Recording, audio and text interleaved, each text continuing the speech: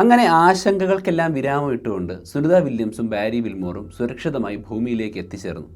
പക്ഷേ 30 മണിക്കൂറോളമുള്ളൊരു സുദീർഘമായ detaching process and re entry ആയിരുന്നു ഇൻ്റർനാഷണൽ സ്പേസ് സ്റ്റേഷനിൽ നിന്നും ഭൂമിയിലെത്താൻ വേണ്ടി അവർക്കുണ്ടായിരുന്നത്. കേവലം ഒരു 400 കിലോമീറ്റർ ഉയരത്തിൽ സഞ്ചരിക്കുന്ന സ്പേസ് സ്റ്റേഷനിൽ നിന്നും ഒരു മൊഡ്യൂൾ വേർപെട്ട് അത് ഭൂമിയിലേക്ക് തിരികെ വന്ന് കടലിൽ വീഴാൻ എന്തിനാണ് ഇത്ര സമയം? അല്ലെങ്കിൽ ആ തിരിച്ചുവരവെന്ന് പറയുന്ന സത്യത്തിൽ അങ്ങോട്ട് പോകുന്ന ലോഞ്ചിങ് പ്രോസസ്സിനേക്കാൾ കോംപ്ലിക്കേറ്റഡ് ആയതും ദുരന്തങ്ങൾ കാത്തിരിക്കുന്നതുമായിരുന്നു എന്ന് ഞാൻ പറഞ്ഞാൽ നിങ്ങൾ വിശ്വസിക്കുമോ? ISSൽ നിന്നും വിജയകരമായി തിരികെ വരിക എന്ന് മാത്രമേ കേട്ടിരിക്കാൻ സാധ്യതയുള്ളൂ. എന്നാൽ അതിൻ്റെ ഇടയിൽ ഓരോ ഘട്ടങ്ങളിലായി നടക്കുന്ന പ്രോസസ്സുകളും അതിൻ്റെ കോംപ്ലിക്കേഷൻസും അവിടെ ഉണ്ടാകാവുന്ന വളരെ ചെറിയ തെറ്റുകൾ പോലും വലിയ ദുരന്തത്തിലേക്ക് കാരണമാകും എന്നതിനെക്കുറിച്ചുമാണ് ഇന്ന് സംസാരിക്കാൻ പോകുന്നത്. സോ മനുഷ്യൻ ഇതുവരെ സൃഷ്ടിച്ചിട്ടുള്ളതിൽ ഏറ്റവും കോംപ്ലിക്കേറ്റഡ് ആയിട്ടുള്ളതും അപകടം പിടിച്ചതുമായിട്ടുള്ള ഘട്ടങ്ങളിലൂടെയാണ് സ്പേസ് മിഷനിൽ റീ എൻട്രി എന്ന് പറയുന്നത്. അത് നമ്മൾ വിചാരിക്കുന്ന പോലെ സാധാരണ രീതിയിൽ ഒരു വിമാനം ലാൻഡ് ചെയ്യുന്നത് പോലെയോ ഹെലികോപ്റ്റർ ലാൻഡ് ചെയ്യുന്നത് പോലെയോ അത്ര സിമ്പിളല്ല. പകരം ഭൂമിയുടെ അന്തരീക്ഷത്തിലൂടെ ഹൈപ്പർസോണിക് വേഗത വളരെ വേഗത്തിൽ താഴേക്ക് വരിക. ഇങ്ങനെ വരുന്ന സമയത്ത് ശക്തമായ ചൂടുണ്ടാവും. ഈ ചൂട് ഭൂമിയിൽ അധികം കാണാത്ത സൂര്യൻ്റെ സർഫസിൽ കാണപ്പെടുന്ന പ്ലാസ്മ എന്ന് പറയുന്ന ഒരു അവസ്ഥയെ രൂപീകരിക്കും. മാത്രമല്ല അത് സൂര്യൻ്റെ സർഫസിലെ ചൂടിനേക്കാൾ പകുതിയോളം ടെമ്പറേച്ചർ തടഞ്ഞുകൊണ്ടാണ് ഭൂമിയിലേക്ക് തിരികെ വരുന്നത്. അതെല്ലാം കഴിഞ്ഞ് കൃത്യമായി 2 പേർ പാരച്യൂട്ടുകൾ 2 ഘട്ടങ്ങളിലായിട്ട് ഉയർന്നിട്ട് വേണം വെള്ളത്തിലേക്ക് വീഴാൻ. അപ്പോൾ ഈ സ്പേസ് എക്സിൻ്റെ ക്രൂ ഡ്രാഗൺ എന്ന് പറയുന്നത് ബാക്കിയുള്ള നാസയും സോവിയറ്റ് യൂണിയനും ഉപയോഗിച്ചിരുന്നത് പോലെയുള്ള ഒരു റീ എൻട്രി മൊഡ്യൂൾ സംവിധാനമല്ല. അതിന് കാര്യമായ ചില പ്രത്യേകതകളുണ്ട്. അത് മനുഷ്യനെ ISSലേക്ക് എത്തിക്കുന്നതിനായാലും അവിടെ നിന്ന് തിരിച്ചു കൊണ്ടുവരുന്നതിനായാലും അവരുടേതായിട്ടുള്ള ചില മെക്കാനിസങ്ങൾ വച്ചിട്ടുണ്ട്. എന്തായാലും ഇതുമായി ബന്ധപ്പെട്ട ചില വളരെ വിലപിടിപ്പുള്ള വിവരങ്ങൾ ഞാൻ നിങ്ങളോട് പറയാം. അത് നിങ്ങൾ കേട്ടിരിക്കാൻ വഴിയില്ലാത്തത് കൊണ്ടാണ് വളരെ ഡീറ്റെയിൽഡ് ആയിട്ട് പറയാനായിട്ട് ഉദ്ദേശിക്കുന്നത്. ഇൻ്റർനാഷണൽ സ്പേസ് സ്റ്റേഷനിൽ നിന്നും ഭൂമിയിലേക്ക് തിരികെ വരുന്നതിന് ആദ്യം വേണ്ടത് ഈ വരുന്ന ആളുടെ സമ്മതമോ പോയ പേടകത്തിൻ്റെ സുരക്ഷയോ എന്നതിനേക്കാൾ ഭൂമിയിലേക്ക് എത്താൻ പോകുന്ന ആ കടലിൻ്റെ കാലാവസ്ഥ പഠിക്കുക എന്നുള്ളതാണ്. ആ ടൈമിങ്ങും ലൊക്കേഷനും സ്പ്ലാഷ് ഡൗൺ എന്നാണ് അതിനെ പറയുന്നത്. അപ്പോൾ ഈ ഒരു സ്പേസ് ക്രാഫ്റ്റ് ഭൂമിയിലേക്ക് വരുന്ന സമയത്ത് എങ്ങനെയാണ് ഇത് വന്ന് കടലിലേക്ക് വീഴാൻ പോകുന്ന ഭാഗത്തുള്ള കാറ്റ്, ആ കാറ്റ് ഒരിക്കലും 16.5 km/h വേഗതയിൽ കൂടുതൽ ആ സമയത്ത് വരാൻ പാടില്ല. ഇത് ഏകദേശം 30 മണിക്കൂറുകൾക്ക് മുമ്പെങ്കിലും പ്രഡിക്റ്റ് ചെയ്യണം. സോ അത്രയ്ക്ക് കൃത്യമായും കാര്യക്ഷമമായിട്ടും കടലിനെക്കുറിച്ച് പഠിക്കേണ്ടതാണ് ആദ്യത്തെ ആവശ്യകത. ഇതൊന്നും ശരിയല്ല എങ്കിൽ പിന്നീട് വേറൊരു സമയത്തേക്കായിരിക്കും റീ എൻട്രി മാറ്റിവെക്കുക. ഇനി അടുത്ത് നമ്മൾ പറയാൻ പോകുന്നത് പ്രീ അൺഡോക്കിംഗ് ഡിസിഷൻസ് ആണ്. അതായത് വെതർ കൺസിഡറേഷൻ എല്ലാം കഴിഞ്ഞു കഴിഞ്ഞാൽ കൃത്യമായിട്ട് തിരിച്ചിറങ്ങുന്നതിന് 24-48 മണിക്കൂറുകൾക്ക് മുമ്പ് അൺഡോക്ക് ചെയ്യണം. എന്താണ് ഡോക്കിംഗ്? എക്സ്റ്റേണലി ഇൻ്റർനാഷണൽ സ്പേസ് സ്റ്റേഷനിലേക്ക് നമ്മളൊരു വാഹനത്തെ കണക്ട് ചെയ്യുമ്പോൾ അത് മനുഷ്യനായാലും കാർഗോ ആയാലും അത് ആ മെയിൻ സ്റ്റേഷനുമായിട്ട് അറ്റാച്ച് ചെയ്യുന്ന പ്രോസസ്സിനെയാണ് ഡോക്കിംഗ് എന്ന് പറയുക. ഈ വരുന്ന പാർട്ടിനെ സ്റ്റേഷൻ്റെ ഭാഗമായി ഒരു ഇൻ്റഗ്രേറ്റഡ് പാർട്ടായി നിലനിർത്തുകയും ലീക്കും ഒന്നുമില്ലാതെ മനുഷ്യർക്കും വസ്തുക്കൾക്കും അങ്ങോട്ടും ഇങ്ങോട്ടും പോകാൻ കഴിയുന്ന രീതിയിൽ കണക്ട് ചെയ്ത് നിർത്തുകയും ചെയ്യും. അതിന് പലതരത്തിലുള്ള ഡോക്കിംഗ് സംവിധാനമുണ്ട്. ഇൻ്റർനാഷണൽ സ്പേസ് സ്റ്റേഷനിൽ ഇപ്പോൾ യൂണിവേഴ്സലായിട്ടുള്ള ഒരു സംവിധാനമാണ് ഉപയോഗിക്കുന്നത്. കാരണം ചൈന ഒഴിച്ച് മേജറായിട്ടുള്ള സ്പേസ് കോമ്പറ്റീറ്റേഴ്സ് എല്ലാം ഇൻ്റർനാഷണൽ സ്പേസ് സ്റ്റേഷനിലുണ്ടല്ലോ. അപ്പോൾ ആ രീതിയിലായിരിക്കും അവർ നോക്കുന്നത്. ഇങ്ങനെ കുറേ നേരം എടുത്തുകൊണ്ട് crew dragon international docking adapter അഥവാ IDAയിൽ നിന്നും ഇളകി വരുന്ന ഒരു പ്രോസസ്സ് വളരെ പ്രയാസമേറിയ ഒരു പ്രോസസ്സാണ്. കാരണം ലീക്കിംഗ് ഒന്നും ഉണ്ടാകാതെ കൃത്യമായി ആസ്ട്രോനട്ടുകളെ ആ ചെറിയ വെസലിനകത്ത് കയറ്റിയിട്ട് അവിടെ നിന്ന് പതിയെ അകന്നു വരണം. ചെറിയ തോതിലുണ്ടാകുന്ന വേരിയേഷൻസ് പോലും പേടകത്തിലേക്ക് ഈ വസ്തു ചെന്ന് ഇടിക്കാനുള്ള സാധ്യത കൂട്ടും എന്നൊരു പ്രശ്നമുണ്ട്. അങ്ങനെ ഫ്രീ ആയി കഴിഞ്ഞാൽ ഈ ക്രൂ ഡ്രാഗൺ പതുക്കെ അതിൻ്റെ ചെറിയ ഡ്രാക്കോ റോക്കറ്റുകൾ കത്തിച്ചുകൊണ്ട് അത് അവിടെ നിന്നും മറ്റൊരു ഓർബിറ്റൽ പൊസിഷനിലേക്ക് പോകും. കാരണം ഇൻ്റർനാഷണൽ സ്പേസ് സ്റ്റേഷനും ഈ പറയുന്ന ക്രൂ ക്യാപ്സ്യൂളും ഒക്കെ തന്നെ മണിക്കൂറിൽ 25,000 കിലോമീറ്റർ വേഗതയിൽ സഞ്ചരിച്ചുകൊണ്ടിരിക്കുമ്പോഴാണ് ഒന്ന് മറ്റൊന്നിൽ നിന്ന് വേർപെട്ട് കഴിഞ്ഞാൽ പരമാവധി സേഫ് ഡിസ്റ്റൻസിലേക്ക് മാറി നിന്നിട്ട് അത് ആ കറങ്ങുന്ന ഭൂമിയുടെ ഭ്രമണപഥത്തിൽ നിന്നും മറ്റൊരു ഭ്രമണപഥത്തിലേക്ക് മാറ്റുക എന്നുള്ളതാണ് ഏറ്റവും പ്രധാനപ്പെട്ട ഒരു ഡിസിഷൻ. അങ്ങനെ മാറിക്കഴിഞ്ഞാൽ പിന്നെ അതിന് കൃത്യമായ ത്രസ്റ്ററുകൾ ഉപയോഗിച്ചുകൊണ്ട് ഡയറക്ഷൻ മാറ്റാനും അതിന് കൃത്യമായിട്ട് എവിടെ വച്ച് ഭൂമിയിലേക്ക് തിരികെ വരണം എന്നൊക്കെ മനസ്സിലാക്കാൻ കഴിയും. സോ ഇനി വരുന്ന ഒന്നാണ് ഡി ഓർബിറ്റ് എന്ന് പറയുന്നത്. അതായത് ഈ സ്പേസ് എക്സിൻ്റെ ഡ്രാഗൺ ക്യാപ്സ്യൂള് അന്തരീക്ഷത്തിൻ്റെ സാധ്യതകളും മറ്റും മനസ്സിലാക്കിയിട്ട് അത് സ്പ്ലാഷ് ഡൗൺ ചെയ്യുന്നതിന് ഏകദേശം ഒരു കൃത്യമായ സമയത്തിന് മുൻപ് അതിൻ്റെ ഡയറക്ഷനുകൾ മാറ്റിയിട്ട് ഭൂമിയുടെ അന്തരീക്ഷത്തിലേക്ക് തിരികെ പ്രവേശിക്കേണ്ട ആവശ്യകതയുണ്ട്. അതിനുവേണ്ടി ചെയ്യുന്നതാണ് ഈ ഡ്രാഗൺ ക്യാപ്സ്യൂളിൻ്റെ പിറക് ഭാഗത്ത് ഘടിപ്പിച്ചിരിക്കുന്ന സോളാർ പാനലൊക്കെ വരാൻ സാധ്യതയുള്ള ഒരു പോർഷനുണ്ട്.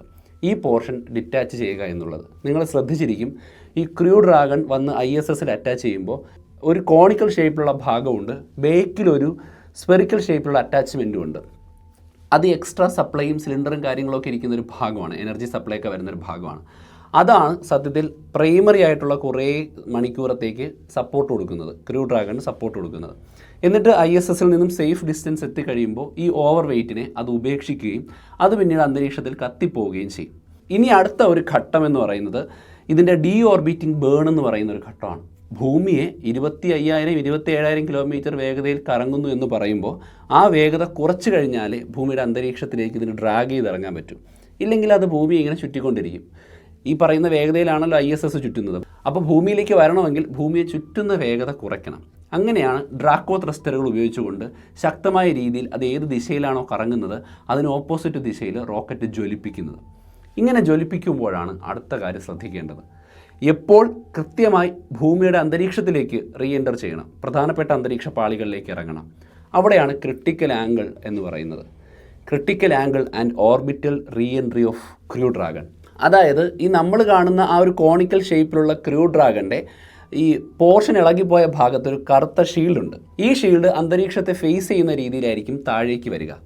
പക്ഷേ ഇങ്ങനെ വരാനായിട്ട് അത് ബേണൊക്കെ ചെയ്ത് റോക്കറ്റൊക്കെ കത്തിച്ച് വരുന്ന സമയത്ത് ഒരു പ്രത്യേക ആംഗിളുണ്ട്. അതൊരു 5 ഡിഗ്രി മുതൽ 7 ഡിഗ്രിക്ക് ഇടയിൽ വരുന്ന ഒരു ആംഗിളാണ്. ആ ആംഗിളിലാണ് അന്തരീക്ഷത്തിലേക്ക് ഇത് ചരിഞ്ഞ് പ്രവേശിക്കേണ്ടത്. നിങ്ങൾ നോക്കിയാൽ കാണാൻ കഴിയും, കുത്തനെ അല്ല വന്ന് വീഴുന്നത്, ഇങ്ങനെ ചരിഞ്ഞാണ് ഭൂമിയുടെ അന്തരീക്ഷത്തിലേക്ക് ഡ്രാഗ് ചെയ്തിറങ്ങുന്നത്. ഇതിനെയാണ് ക്രിട്ടിക്കൽ ആംഗിൾ. ഇവിടെ ഒരു പാളിച്ച പറ്റിക്കഴിഞ്ഞാൽ വളരെ ബുദ്ധിമുട്ടാണ് പിന്നീട് ഭൂമിയിലേക്ക് വരാൻ. കാരണം ഈ ക്രിട്ടിക്കൽ ആംഗിളിൽ നിന്നും കുറച്ച് കുറഞ്ഞു പോവുകയാണെങ്കിൽ, അതായത് ഭൂമിയെ നമ്മൾ ലെവലായിട്ട് എടുത്തു കഴിഞ്ഞാൽ ആ അന്തരീക്ഷത്തിലൂടെ സഞ്ചരിക്കുന്ന വേഗതയിൽ നിന്നും ആംഗിൾ കുറവാണെങ്കിൽ ഇത് അന്തരീക്ഷത്തിൻ്റെ മുകൾ ഭാഗത്ത് വെച്ച് ബൗൺസ് ചെയ്ത് ഭൂമിയെ ചുറ്റാനായിട്ട് തുടങ്ങും. ആംഗിൾ കുത്തനെ ആയിപ്പോയി കഴിഞ്ഞാലോ ഇതിന് കൃത്യമായ രീതിയിൽ ഹീറ്റ് ഷീൽഡ് പ്രവർത്തിപ്പിച്ചിട്ട് ഇതിൽ എക്സ്പെക്റ്റ് ചെയ്യുന്നതിനേക്കാൾ ചൂട് അനുഭവപ്പെടാനായിട്ട് ആരംഭിക്കും. നമുക്കറിയാം, ഭൂമിയുടെ അന്തരീക്ഷത്തിലേക്ക് വരുന്ന സമയത്ത് നല്ല രീതിയിലുള്ള ഫ്രിക്ഷൻ മൂലമാണ് ഇത് ഉരസി തീ പിടിക്കുന്നതെന്ന് നമ്മൾ കേട്ടിട്ടുണ്ട്. ഇവിടെ ഫ്രിക്ഷൻ മാത്രമല്ല, മറ്റൊരു പ്രതിഭാസമുണ്ട്, പക്ഷേ ഫ്രിക്ഷനും ഉണ്ട്. അപ്പോൾ ഇത് രണ്ടും ചേർന്ന ഒരു സംവിധാനമാണ് സത്യത്തിൽ അതിശക്തമായ ചൂടായിട്ട് റീ എൻട്രി പ്രോസസ്സിനകത്തേക്ക് കടന്നു വരുന്നത്. സോ ഏകദേശം ഒരു 7.5 ഡിഗ്രിക്ക് മുകളിലേക്ക് പോകാൻ പാടില്ലാത്ത രീതിയിലാണ് ഇവ അന്തരീക്ഷത്തിലേക്ക് വരുന്നത്. 5 ഡിഗ്രിക്ക് താഴേക്ക് പോകാനും പാടില്ല. ഈ ഒരു ഐഡിയൽ റീ എൻട്രി കഴിയുന്ന സമയത്തേക്ക് ഇത് വേഗത കൈവരിച്ച് സഞ്ചരിക്കാനായിട്ട് ആരംഭിക്കും. ഭൂമിയുടെ അന്തരീക്ഷത്തിന് പല ലെയറുകളുണ്ട്. സ്ട്രാറ്റോസ്ഫിയർ, ട്രോപ്പോസ്ഫിയർ, മീസോസ്ഫിയർ എന്ന് നമ്മൾ കേട്ടിട്ടുണ്ട്. ഈ ഓരോ ലെയറുകളിലുമുള്ള അന്തരീക്ഷത്തിൻ്റെ സാന്ദ്രതയും ടെമ്പറേച്ചറും അതിലുള്ള കണങ്ങളുടെ സ്വാധീനവും ഒക്കെ തന്നെ വ്യത്യസ്തമാണ്.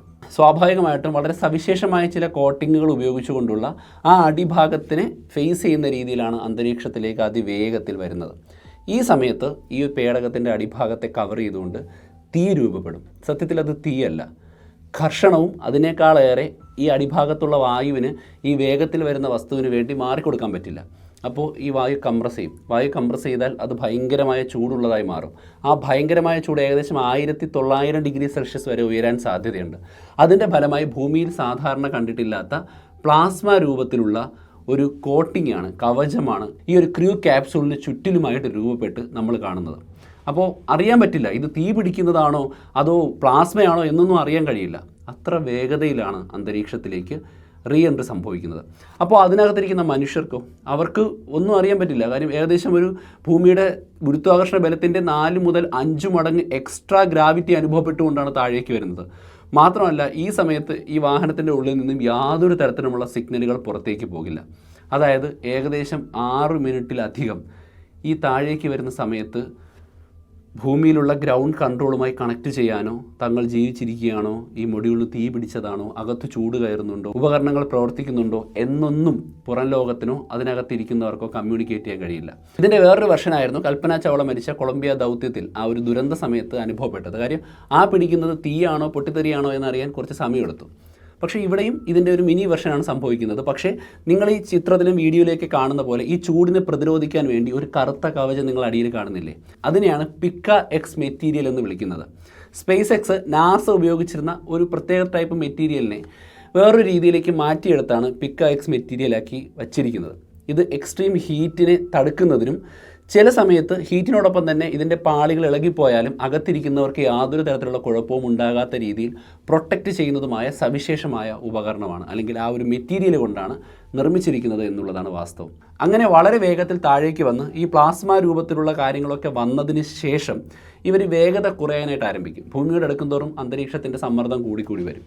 അങ്ങനെ കുറഞ്ഞ് ഈ ചൂടൊക്കെ മാറുമ്പോഴാണ് ഫസ്റ്റ് പാരച്യൂട്ട് ഡിപ്ലോയ്മെൻറ്റ് നടക്കുന്നത്. അതായത് ഭൂമി ഇതിനെ വലിച്ച് താത്ത് കൊണ്ടുവരികയാണല്ലോ, അപ്പോൾ അതിനനുസരിച്ച് പിന്നെയും വേഗത കുറയ്ക്കണം. ഏകദേശം ഒരു 5500 മീറ്റർ ഉയരത്തിലെത്തുമ്പോഴാണ് 2 ഡ്രോപ്പ് പാരച്യൂട്ട് എന്നറിയപ്പെടുന്ന 2 പാരച്യൂട്ടുകൾ സൈഡിൽ നിന്നും ഒരു പാളി ഇളകിപ്പോയിട്ട് തുറന്നു വരിക. അതിൽ 1800 മീറ്റർ എത്തുമ്പോൾ ആദ്യം തുറന്ന പാരച്യൂട്ട് ഇളകിപ്പോയിട്ട് രണ്ടാമതൊരു പാരച്യൂട്ട് പൊങ്ങി വരും. രണ്ടാമത് ഒരു പാരച്യൂട്ടല്ല, അതിൽ 4 പാരച്യൂട്ടുകൾ അടങ്ങിയിട്ടുണ്ട്. അങ്ങനെ ഏകദേശം 191 km/h വേഗതയിലേക്ക് ഈ പാരച്യൂട്ട് ഇവരെ 25 സെക്കൻഡ് കൊണ്ട് എത്തിക്കും. ഇത്തരത്തിൽ മുഴുവനായി പാരച്യൂട്ട് 4 എണ്ണവും ഓപ്പണായി കഴിയുമ്പോൾ മനുഷ്യനിരിക്കുന്ന ക്യാപ്സൂൾ താഴേക്ക് വരുന്ന വേഗത 6.5 അല്ലെങ്കിൽ ഒരു 7.5 മീറ്റർ/സെക്കൻഡ് ആയിട്ട് പതിയെ മാറുകയും പതിയെ ഇത് കടലിലേക്ക് സ്പ്ലാഷ് ഡൗൺ ചെയ്യുകയും ചെയ്യും. അപ്പോൾ ഇത് അമേരിക്കയുമായിട്ട് ഏകദേശം ഒരു 50 കിലോമീറ്ററിനും 280 കിലോമീറ്ററും തീരപ്രദേശത്ത് നിന്നുള്ള ദൂരത്തിൽ എവിടെയെങ്കിലുമൊക്കെയാണ് സാധാരണ സ്പ്ലാഷ് ഡൗൺ ചെയ്യാറുള്ളത്. ഞാൻ പറഞ്ഞ ആദ്യത്തെ കണ്ടീഷൻ വരണം. അതേപോലെ തന്നെ കൃത്യമായിട്ട് പോയിട്ട് ഇവരെ ഐഡൻറ്റിഫൈ ചെയ്ത് ഇതെവിടെയാണ് വീണതെന്ന് ഐഡൻറ്റിഫൈ ചെയ്തിട്ട് തിരികെ കൊണ്ടുവരണം. ഇത്തരത്തിൽ അവർ താഴെ സ്പ്ലാഷ് ഡൗൺ ചെയ്ത് കഴിയുമ്പോൾ റിക്കവറി ഓപ്പറേഷൻ ആരംഭിക്കും. അതിൽ ക്രൂ എക്സ്ട്രാക്ഷൻ എന്ന് പറയുന്ന ഒരു പ്രൊസീജിയറിലൂടെയാണ് അതിനകത്തുള്ളവരെ ബോട്ടുകളും ഹെലികോപ്റ്ററുകളൊക്കെ വന്നിട്ട് ബോട്ടിനുള്ളിലേക്ക് ഈ ഒരു വസ്തുവിനെ ക്രെയിൻ ഉപയോഗിച്ചുകൊണ്ട് കയറ്റി, ബോട്ടിലുള്ള ക്രെയിൻ ഉപയോഗിച്ചുകൊണ്ട് കയറ്റിയിട്ട് ലീക്കുകളൊക്കെ അടച്ചതിന് ശേഷം സുരക്ഷിതമായി പുറത്തെടുക്കുന്നത്. അപ്പോൾ ഇത്തരത്തിൽ അവരെ പുറത്തെടുക്കുന്നതിന് മുമ്പ് ടോക്സിക് ആയിട്ടുള്ള ഹൈപ്പർഗോളിക് ഫ്യൂവലുകളുടെ വേപ്പറുകൾ ഇതിൽ നിന്നും പുറത്തേക്ക് വരുന്നുണ്ടോ എന്ന് നോക്കണം. കാരണം ഇതിനകത്ത് ഇപ്പോഴും റോക്കറ്റുകൾ സജീവമാണ്, അതിൻ്റെ ഫ്യൂവൽ അതിനകത്തുണ്ട്. സോ അത് ലീക്കാവാൻ പാടില്ല എന്നൊരു പ്രശ്നമുണ്ട്. എന്നിട്ട് ഇതിൻ്റെ പാരച്യൂട്ടൊക്കെ ഊരി മാറ്റിയതിന് ശേഷം 1 മണിക്കൂറിനുള്ളിൽ ക്രൂ ഡ്രാഗൻ്റെ അകത്ത് നിന്ന് ആളുകളെ വെളിയിലെത്തിക്കുന്നതിന് വേണ്ടി ബോട്ടിലേക്ക് ഇത് മാറ്റുന്നു. എന്നിട്ട് ഇവരെ പിടിച്ച് വെളിയിലേക്ക് ഇറക്കും. സാധാരണ ഇൻ്റർനാഷണൽ സ്പേസ് സ്റ്റേഷനിൽ നിന്ന് മാസങ്ങളോളം താമസിച്ചതിന് ശേഷം ഭൂമിയിലേക്ക് വരുന്ന ആസ്ട്രോനട്ടുകൾ അല്ലെങ്കിൽ കോസ്മോനട്ടുകൾക്ക് ഈ സ്പേസ് ഷട്ടിലിൽ പോയിട്ട് വന്നവരെ പോലെ നടന്നിറങ്ങി വരാൻ കഴിയില്ല. മാസങ്ങളോളം ഇൻ്റർനാഷണൽ സ്പേസ് സ്റ്റേഷനിൽ നിന്നതുകൊണ്ട് അവർക്ക് എന്താണ് ഗ്രാവിറ്റി എന്നുള്ളതിനെക്കുറിച്ചുള്ള അണ്ടർസ്റ്റാൻഡിങ് നാച്ചുറലി പോയിട്ടുണ്ടാവും, അറിയാമായിരിക്കും, ബോഡിക്ക് പോയിട്ടുണ്ടാവും. അതുകൊണ്ട് അവർക്ക് മസിൽ ലോസ് ഉണ്ടായിട്ടുണ്ട്, അതേപോലെ തന്നെ ബോൺ ഡെൻസിറ്റിക്ക് കുറവുണ്ടായിട്ടുണ്ടാവും. അതുകൊണ്ട് അവർ അവിടെ നിൽക്കുന്ന ഒരു പ്രതീതിയിലായിരിക്കും നിൽക്കുക. പണ്ടൊക്കെ കൈ ഒടിഞ്ഞിട്ട് 2 മാസം കഴിഞ്ഞ് പ്ലാസ്റ്ററിളക്കിയാലും കുറേ നാളുടെ കൈ ഇങ്ങനെ വെച്ചുകൊണ്ട് നടക്കുമായിരുന്നേ. അതിൻ്റെ വേറൊരു എക്സ്ട്രീം വെർഷനാണ്. അപ്പോൾ പിന്നെ ഒരുപാട് പ്രാക്ടീസിലൂടെയാണ് അവർ നടക്കാൻ പഠിക്കുന്നത്, പിച്ച വയ്ക്കുന്നത്. അതുകൊണ്ട് അവരെ പൊക്കിയെടുത്തായിരിക്കും വെളിയിലേക്ക് കൊണ്ടുവരിക എന്നുള്ള ഒരു കാര്യം സംഭവിക്കുന്നുണ്ട്. മെഡിക്കൽ ചെക്കപ്പുകൾ നടത്തുന്നുണ്ട്. അങ്ങനെ ഒരുപാട് കാര്യങ്ങൾ കഴിഞ്ഞിട്ടാണ് ആക്ച്വലി ഇത്തരത്തിൽ മനുഷ്യനെ ഇൻ്റർനാഷണൽ സ്പേസ് സ്റ്റേഷനിൽ നിന്ന് കൊണ്ടുവരുന്നത്. സത്യത്തിൽ 1975 ശേഷം അമേരിക്ക വാട്ടർ സ്പ്ലാഷ് ഡൗൺ എന്ന് പറയുന്ന രീതിയിൽ ഇതുവരെയും മനുഷ്യനെ ഭൂമിയിലേക്ക് ഇറക്കിയിട്ടുണ്ടായിരുന്നില്ല. കാരണം അതിനുശേഷം അവർ സ്പേസ് ഷട്ടിൽ കൊണ്ടുവന്നു, അത് എയർപോർട്ടിലാണ് ലാൻഡ് ചെയ്യുന്നത്. പിന്നെ സോവിയറ്റ് യൂണിയനും അല്ലെങ്കിൽ ഇപ്പോൾ റഷ്യയും ഒന്നും വെള്ളത്തിലല്ല മനുഷ്യൻ നടക്കുന്നത്. പകരം അവർ പാരച്യൂട്ട് ഉപയോഗിച്ചുകൊണ്ട് ഏതെങ്കിലും വിജനമായ മരുഭൂമിയിൽ ഇറക്കിയിട്ട് ആളുകളെ രക്ഷിക്കുകയാണ് ചെയ്യുന്നത്. അപ്പോൾ കുറേ നാൾ സ്പേസ് ഷട്ടിൽ പോയിട്ട് കുറേ നാൾ നാസയും മനുഷ്യനെ ISSൽ എത്തിച്ചിരുന്നത് റഷ്യയുടെ സഹായത്തോടു കൂടിയായിരുന്നു. സോ സ്പേസ് എക്സിൻ്റെ ഡ്രാഗൺ ക്യാപ്സ്യൂൾ ലാൻഡ് ചെയ്യാൻ തുടങ്ങിയതിന് ശേഷമാണ് വീണ്ടും വാട്ടർ ലാൻഡിങ് സംഭവിക്കുന്നത്. പിന്നെ ഇതിലൊരു ഡ്രാക്കോ റോക്കറ്റ് ഉണ്ടെന്ന് പറഞ്ഞല്ലോ. ഈ ഡ്രാക്കോ റോക്കറ്റ് സത്യത്തിൽ വിക്ഷേപിക്കുന്ന സമയത്ത് എന്തെങ്കിലും തരത്തിൽ ടെർമിനേറ്റ് ചെയ്യണമെങ്കിൽ അതിനകത്തുള്ള മനുഷ്യരെ വിജയകരമായിട്ട് തിരിച്ച് ആ റോക്കറ്റിൻ്റെ മുകളിൽ നിന്ന് താഴെ എത്തിക്കാൻ, അതായത് ലോഞ്ചിങ് സമയത്ത് താഴെ എത്തിക്കാൻ ഉപയോഗിക്കുന്ന റോക്കറ്റാണ്. മാത്രമല്ല അത് വേണമെങ്കിൽ അത്യാവശ്യ ഘട്ടങ്ങളിൽ കരയിൽ ലാൻഡ് ചെയ്യാൻ ഉപയോഗിക്കാം. പക്ഷേ അതിനേക്കാൾ സുരക്ഷിതം വെള്ളത്തിലുള്ള ലാൻഡിംഗ് ആണ് എന്ന് മനസ്സിലാക്കിയത് കൊണ്ടായിരിക്കാം ഡ്രാഗൻ്റെ ഈ ഒരു റിട്ടേണിംഗ് ക്യാപ്സ്യൂൾ ഇത്തരത്തിൽ ഡിസൈൻ ചെയ്തിരിക്കുന്നത്. എന്തായാലും ഇതുവരെയുള്ള എല്ലാ റിക്കവറികളും വിജയമാണ്. സുനിത വില്യംസും അതുപോലെ തന്നെയാണ് ബാരി വിൽമോറിനോടൊപ്പം സുരക്ഷിതമായി ഭൂമിയിലേക്ക് ഇറങ്ങിയത്. പെട്ടെന്നുള്ളൊരു ഡീഓർബിറ്റിംഗ് അല്ല നാസ പ്രിഫർ ചെയ്യുന്നത്. അതുകൊണ്ടാണ് ഏകദേശം 30 മണിക്കൂറുകൾ വരെ സമയമെടുത്തുകൊണ്ട് ഓരോന്നിൻ്റെയും കാര്യങ്ങൾ ചെക്ക് ചെയ്ത് പോകുന്നത്. അപ്പോൾ ഈ ഒരു പരിപാടി ഇതിൻ്റെ ബാക്ക്ഗ്രൗണ്ടിൽ നടക്കുന്നുണ്ടായിരുന്നു എന്നതിനെക്കുറിച്ച് ഇത്രയും ഡീറ്റെയിൽഡ് ആയിട്ട് നിങ്ങൾക്ക് അറിയാമായിരുന്നു. എന്തായാലും ഈ വീഡിയോ നിങ്ങൾക്ക് ഹെൽപ്ഫുൾ ആയെന്ന് പ്രതീക്ഷിക്കുന്നു. ബഹിരാകാശ യാത്ര അത്ര എളുപ്പമല്ല. 2 മനുഷ്യരെങ്കിൽ 2 മനുഷ്യർ, അവരെ രക്ഷിക്കാനും ഒരുപാട് വെല്ലുവിളികളും കോംപ്ലിക്കേഷനുകളൊക്കെ ഉണ്ട് എന്നതിനെക്കുറിച്ച് നിങ്ങൾക്ക് കുറച്ചെങ്കിലും കാര്യങ്ങൾ മനസ്സിലായെന്ന് പ്രതീക്ഷിക്കുന്നു. മറ്റൊരു എപ്പിസോഡിൽ നമുക്ക് വീണ്ടും കണ്ടുമുട്ടാം. അതുവരെ ബൈ.